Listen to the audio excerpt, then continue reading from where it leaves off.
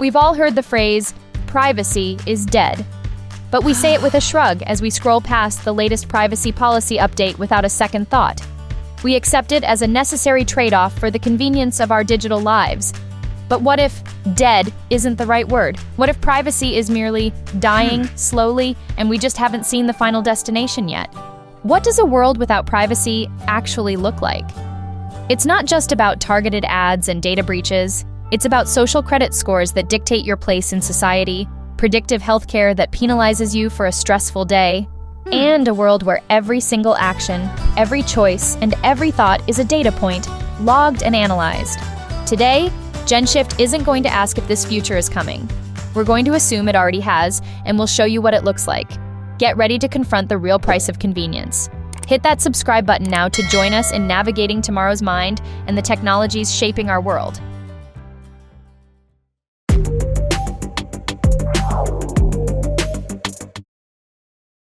1. The social score, a global ledger of your worth. The idea of a social credit score immediately brings one place to mind: China.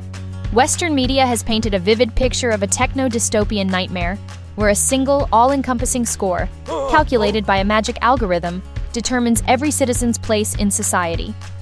But the reality is far more complex, and in many ways, less sensational.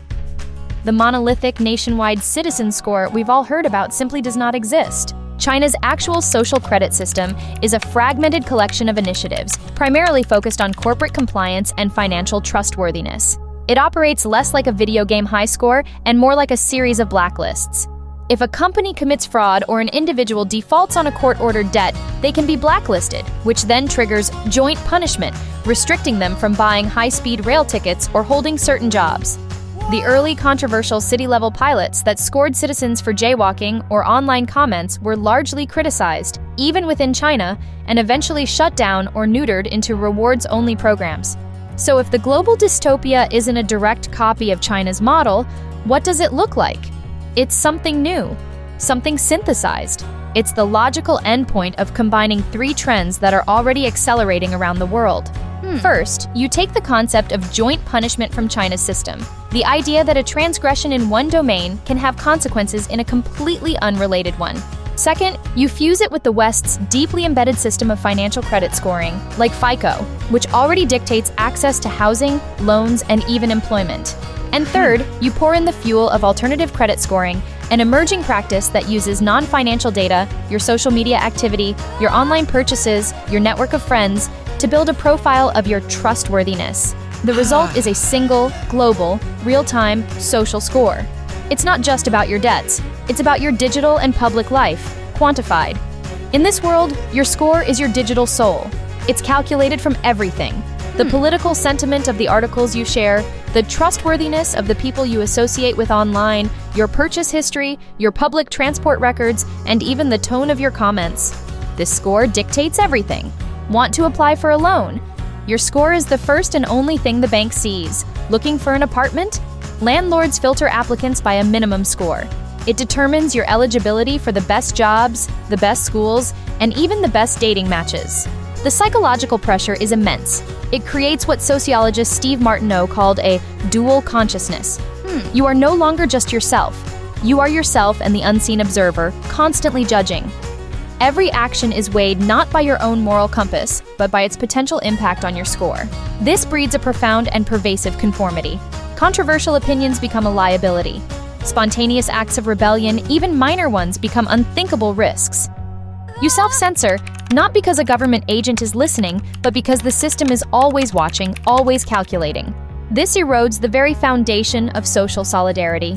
Instead of seeing a common struggle, people are incentivized to distinguish themselves from the low-scored other, justifying ever-increasing surveillance with the hollow comfort of, "I have nothing to hide." Morality itself becomes gamified. An act of charity is no longer selfless. It's a transaction for points. Complex ethical decisions are flattened into a simple, binary calculation. Will this help or hurt my score? The system doesn't create better people. It creates better performers of goodness. 2. The Algorithmic Doctor, your body as a data point. The trade-off has always been presented as a simple one. Give us your data, and we'll give you a more personalized world. Nowhere is this promise more seductive or more dangerous than in healthcare. We're already seeing the beginnings of this. Insurance programs like John Hancock's Vitality offer rewards and discounts to policyholders who share data from their fitness trackers and prove they're living a healthy lifestyle. It starts as a choice, an incentive, but the inevitable next step is to make it the standard. Imagine a world where your health insurance premium is no longer a fixed annual rate. Instead, it's a dynamic price that fluctuates in real time, like a stock ticker for your well-being. This isn't based on an annual checkup. It's based on a continuous, unending stream of data siphoned from your life. Your smartwatch reports your heart rate, sleep patterns, and activity levels. Biometric scanners in your smart fridge log the nutritional content of your food. Public health sensors analyze your gait for early signs of neurological disorders.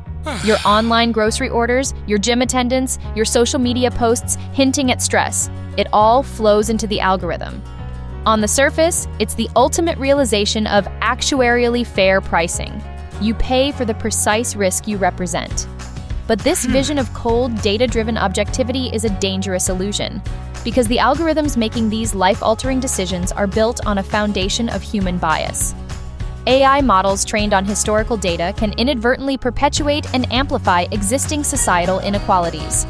An algorithm trained primarily on data from one demographic might systematically miscalculate risk for another, leading to unfairly high premiums.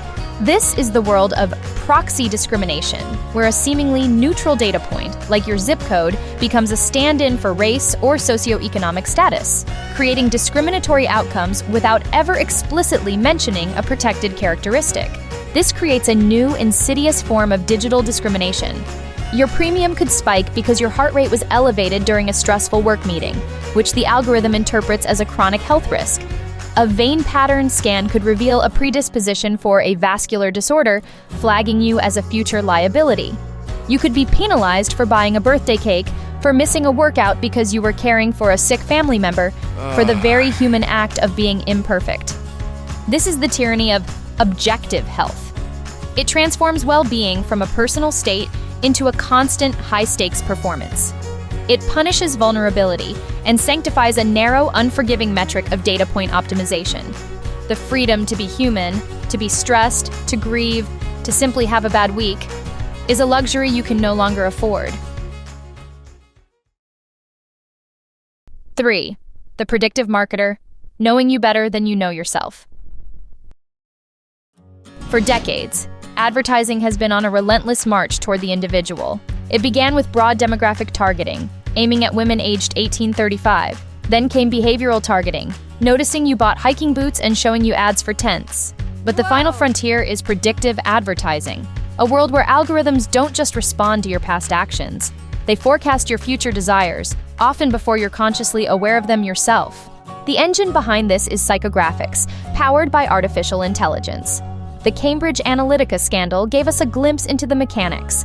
By analyzing vast troves of seemingly innocuous data, like your Facebook likes, AI models can build a startlingly accurate profile of your core personality traits based on psychological frameworks like the Big Five. Your levels of openness, conscientiousness, extroversion, agreeableness, and neuroticism. This allows for a profound shift from persuasion to manipulation. Persuasion appeals to your rational mind. Manipulation targets your subconscious vulnerabilities. Imagine walking through the city.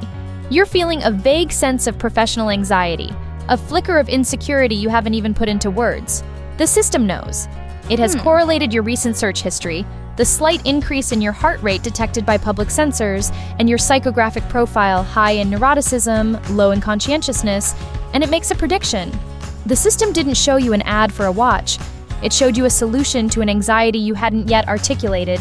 It manufactured a desire by exploiting a pre-identified psychological trigger. This is the world where your thoughts are no longer entirely your own.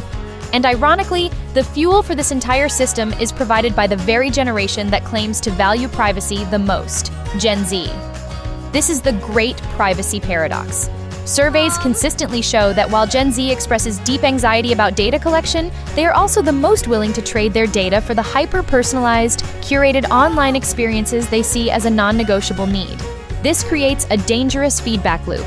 The demand for algorithms that get you provides the raw material, the data, that allows those same algorithms to manipulate you. It is the ultimate expression of capitalism, the direct mining, processing, and commodification of the human subconscious. Your mind is no longer just the audience, it is the product. Your deepest fears and latent desires are the raw materials, and the choices you believe are your own are the manufactured goods sold back to you. 4. The new rebellion, reclaiming the unseen self. This data-driven dystopia, this world without privacy, can feel inevitable, a logical, unstoppable endpoint of the path we are on.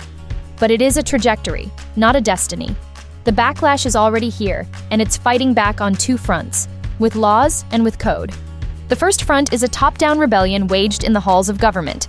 It's a global movement for data sovereignty, the fundamental principle that your data is subject to the laws and protections of the nation where you reside. This isn't an abstract concept, it has real teeth. Landmark regulations like the European Union's GDPR and the California Consumer Privacy Act are establishing a new digital Bill of Rights. They grant citizens the legal right to know what data is being collected, the right to access it, and, crucially, the right to demand its deletion. This movement is a global effort to reclaim digital territory from the borderless expanse of corporate control, creating legal safe harbors for our personal information. But the most powerful rebellion may be the one happening from the bottom up, built by technologists and activists. It's a fight waged with code, creating tools of empowerment called privacy-enhancing technologies, or PETs. These aren't about hiding or going off-grid, they are about engaging with the digital world on your own terms. Whoa. Technologies like homomorphic encryption allow for computations on encrypted data. It's like letting someone do math on the contents of a locked box without ever giving them the key. Differential privacy protects individuals within large data sets by adding a layer of statistical noise, making it impossible to identify any single person, like finding a specific grain of sand on a beach. Perhaps the most revolutionary of these ideas is self-sovereign identity, or SSI. For decades, our digital identities have been held by others, by Google, by Facebook, by our governments. SSI flips that model entirely. It gives you a personal, encrypted digital wallet where you hold your own verifiable credentials. A university can issue you a digital diploma, a government a digital driver's license. You hold them, you control them. When a website needs to verify you're over 21, you don't show them your entire driver's license with your address and date of birth. Your wallet provides a simple, cryptographically secure yes, revealing nothing more. This is the future of privacy. It isn't passive, it isn't about trusting companies to do the right thing, it is proactive. It's about building a new digital infrastructure founded on the principles of consent, control, and data minimization. It's the belief that the answer to the problems created by technology is not less technology, but better, more ethical technology designed to empower, not exploit. Conclusion? The world we've explored today, governed by social scores, algorithmic doctors, and predictive marketers, is the ultimate result of trading freedom for convenience. It shows us that privacy isn't just about keeping secrets. It's not a commodity to be sold for a better user experience. It is the space we need to think, to question, to make mistakes, and to grow. It is the fundamental prerequisite for human dignity and the right to have an inner self, unseen and unjudged by the outside world. The fight against a total data-driven society starts with awareness, with demanding transparency, and with making conscious choices about the technologies we embrace. The future is not yet written. What part of this future worries you the most? Let us know in the comments below. And if you believe this conversation is essential, subscribe to GENSHIFT. Join us as we continue to navigate tomorrow's mind together.